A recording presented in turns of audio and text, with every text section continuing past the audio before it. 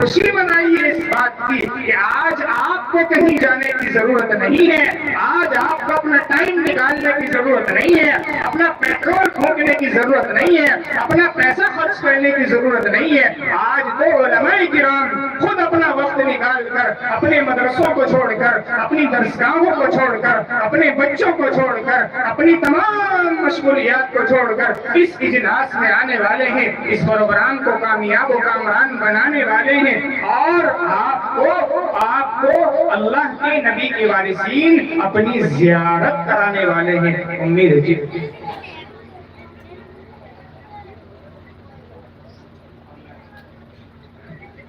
تو یہ ہے جو میں آپ کو بات بتا رہا ہوں کہ علماء کرام ہمارے مکان تک اس مدرسے تک خود پہنچ چکے ہیں۔ اس لیے میں پھر ایک بار یہ درخواست کرتا ہوں جو حضرات سامنے کھڑے ہوئے ہیں ان کے لیے ماشاءاللہ ادھر بھی بیٹھنے کا انتظام کیا لے آئے چند ہی منٹوں کے اندر انشاءاللہ علماء کرام تشریف لانے والے ہیں، اور کچھ علماء کرام ہمارے درمیان تشریف لا بھی چکے ہیں۔ ہمارے اس پروگرام کی زینت پانڈولی کی سرزمین سے چل کر حضرت مولانا ولی کامل، جی ہاں ولی کامل، اللہ سے باتیں کرنے والے، راتوں کو اللہ سے باتیں کرنے والے حضرت مولانا یامین صاحب قاسمی مدد اللہ العالی ہمارے درمیان تشریف لانے والے ہیں۔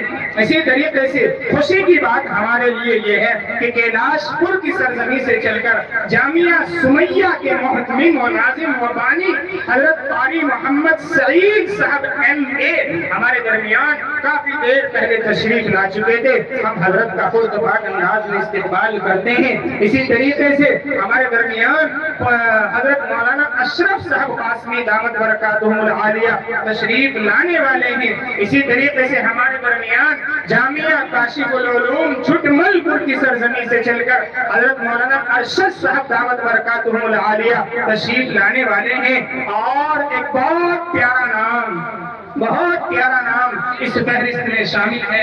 حضرت مولانا قاری محمد عثمان حسانی صاحب اپنی مسحور کن آواز سے لاکھوں کے مجمع کو سنجیدگی بخشنے والے اور عشق رسول میں ڈبونے والے حضرت قاری محمد عثمان حسانی دامت برکاتہم العالیہ بھی اسٹیج پر تشریف رکھتے ہیں۔ اسی طریقے سے ایک مہمان ذی وقار ڈاکٹر M خالد صاحب بھی ہمارے درمیان تشریف لانے والے ہیں۔ معزز علماء کرام ہمارے درمیان تشریف لانے والے ہیں۔ اس لیے میں درخواست کرتا ہوں جو حضرات کھڑے ہوئے ہیں وہ برائے مہربانی تشریف رکھیں۔ یہ دین کی محفل ہے، یہ اللہ کے رسول کی محفل ہے، یہاں کھڑا ہونا اچھی بات نہیں ہے۔ اگر گنجائش نہ ہو تو کھڑے ہو سکتے ہیں بحمداللہ۔